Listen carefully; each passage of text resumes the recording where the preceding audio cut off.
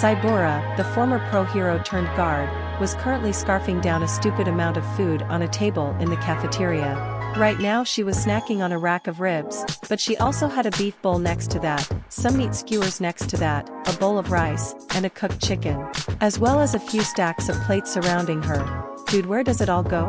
Kaminari asked Sato, the two of them being a table away, looking at Sai in shock and awe. I have no idea.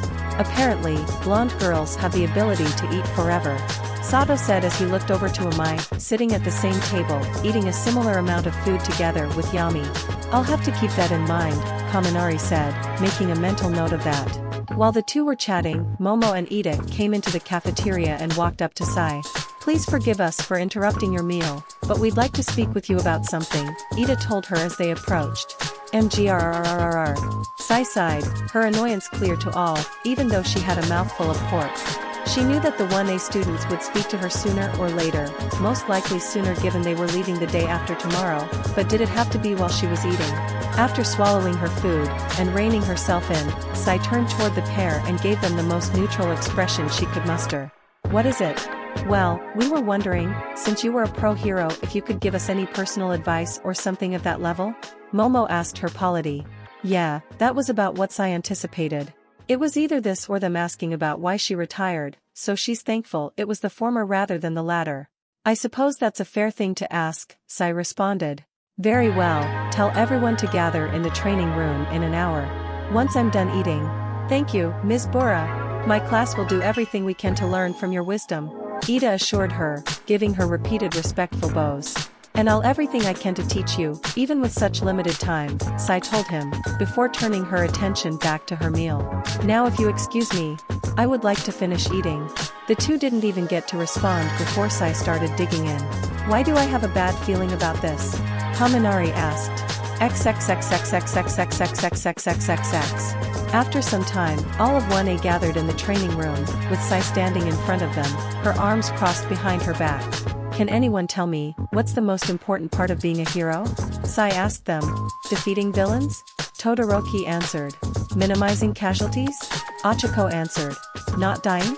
Mineta answered. Correct. All of you. Sai told them. In truth, there is no one answer to that question.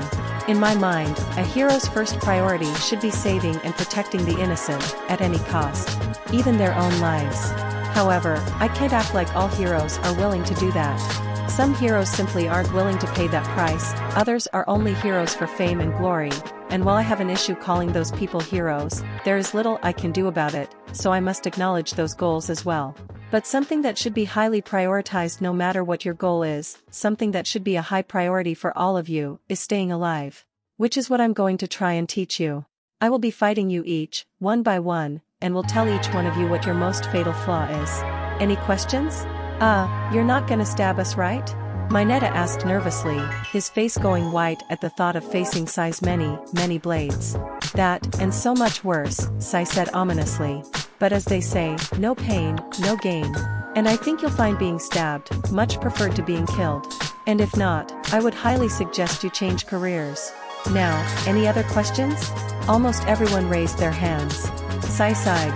I can already tell I'm going to spend my whole day doing this. XXXXXXXXXXXXXXXXX. Sai and Aoyama stood on opposite sides of the training room, with the rest of 1A on the side, watching them. Alright, you can begin, Sai told him, giving Aoyama permission to attack. Aoyama said, before shooting his naval laser at Sai. Only for Sai to drop a sword that looked to be made of some kind of glass or crystal, in front of her, causing the laser to deflect into the wall. Oh, je vais mourir putain. Aoyama responded, his eyes widened in fear. Then portals opened up around Aoyama, surrounding him. Aoyama looked around, and froze in fear, as he saw the swords begin to emerge. Kaboom! The swords exploded on impact, engulfing Aoyama in a massive blast. Is he gonna be okay? Mina whispered over to Momo, both of them looking nervously at the smoke cloud that hid Aoyama. I'm sure she wouldn't do anything to harm us unnecessarily, Momo reassured her, although she didn't sound too sure herself. Eventually, the smoke cleared, revealing Aoyama, on the ground, covered in burns and soot. Et portant je viscount malheureusement.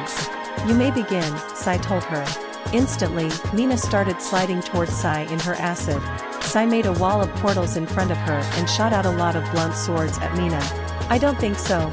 Mina let out a wave of acid in front of her and dissolved the swords before they could hit her, allowing her to get through. Surprisingly, Sai didn't send any more swords, allowing Mina to get close.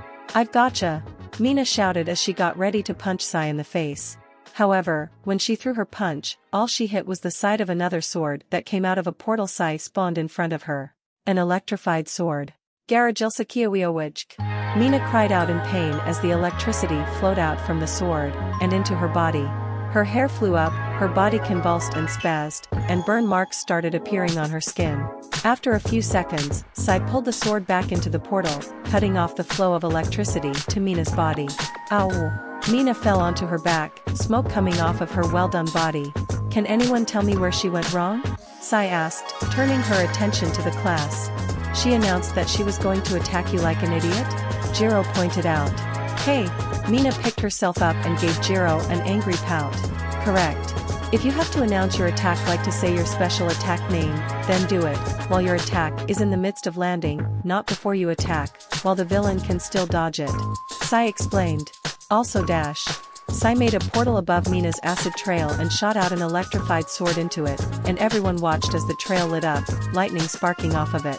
Always be careful when standing in or making a trail of liquid, Sai said, looking at Mina's horrified face. Never know when you could get shocked by a villain with an electricity quirk or just an exposed wire. I'll keep that in mind, Mina told her, chuckling nervously. XXXXXXXXXXXXXXXXXX. Now it was Ajui's time. Su was in a crouched position, ready to leap at a moment's notice. Alright, begin, Sai told her. Su jumped up into the air, and was immediately surrounded by dozen portals. Kaboom! Exploding swords hit her, and Su fell out of the cloud, smoking. Ow. Karo. Well, that fast, Kaminari noted. I know you're a frog, but it's dangerous to rely on jumping, Sai told her. Being in the air leaves you vulnerable to attack. You can't dodge, and you can only move in one direction. Not to mention, if you tend to jump often, your opponents can easily predict what you're going to do and catch you in the air. Plus, if you have a frog quirk, the first thing your enemy will expect you to do is jump. That's fair. Caro. Sue croaked. Alright, next student, Sai told them. XXXXXXXXXXXXXXX. Now it was time for the class rep, Ida, to take to the battlefield. Ida was in a running stance, ready to go when Sai gave the order. Alright, I'll run as fast as I can. Before she can overwhelm me, I'll kick her. Ida thought to himself, as he got ready to fight. Go, Sai ordered. Ida then proceeded to run 2 feet in front of him, before his foot fell through a portal Sai opened, causing him to trip and fall on his face. Sai then opened a bunch of portals above Ida and shot exploding swords out of them. Kaboom! Was that strictly necessary? Momo asked, wincing at what happened to Ida. Wasn't trapping him in the ground enough? Enough to win the battle, yes. Enough to keep this lesson in his memory, maybe.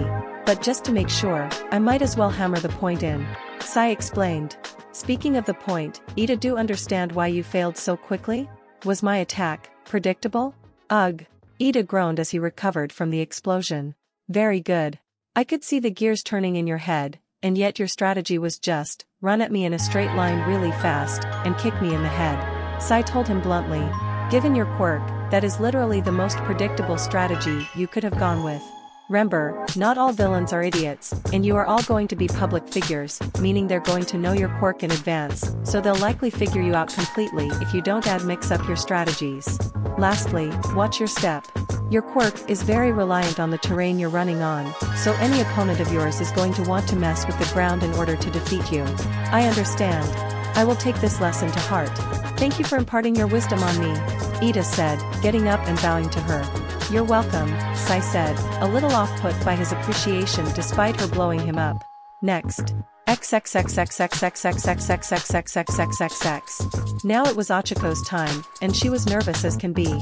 She stood on the opposite side of the room, in a battle stance, sweat rolling down her face, as she wondered how painful this was going to be. Alright, let's begin. Sai signaled. Achiko wasted no time. 18%. Immediately, she dashed right at Sai, however, she didn't make the same mistake as Ida. She watched her step carefully. Sai had made a few portals in the floor, to try and trip her up, but Achiko skillfully avoided them, as she quickly ran at Sai. At least they're learning.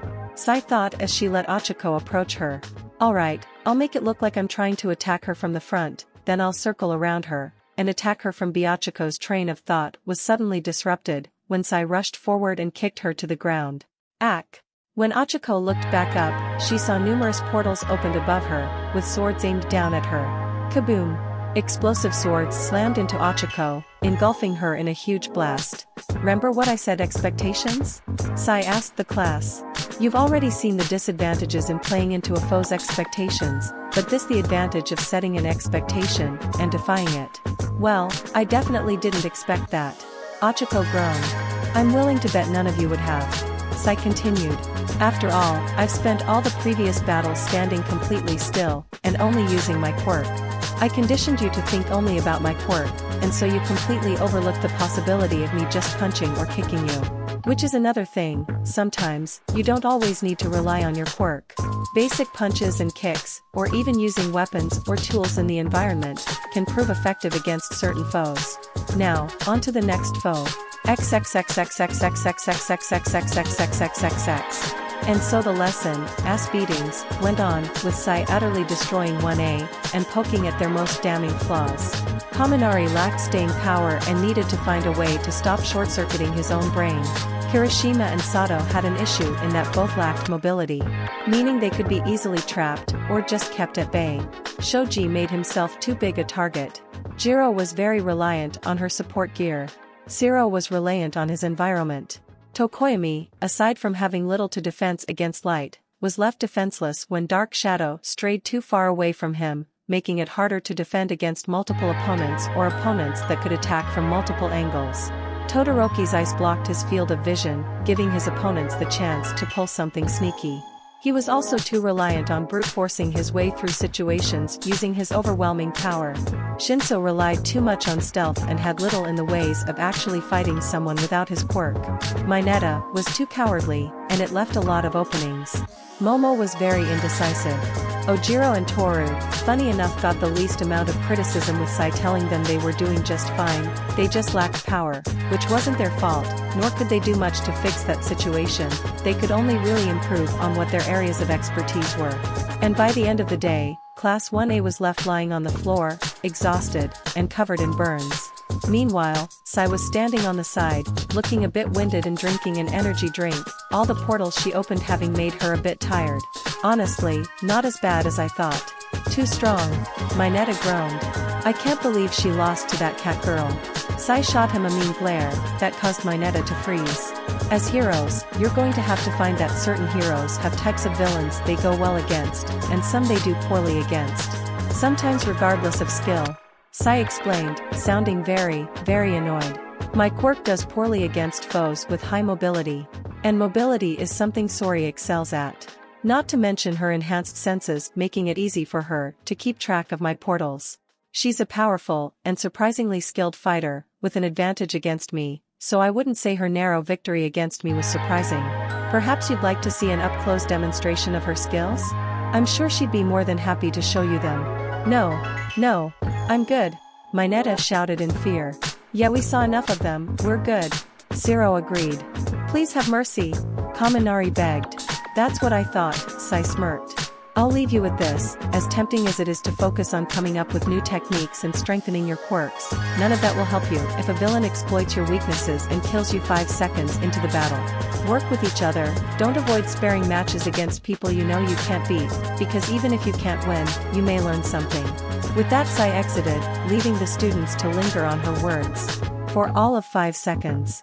Hey class reps, before you sign us up for an ass-kicking, can you at least warn us first? Zero groaned. Noted, Ida replied,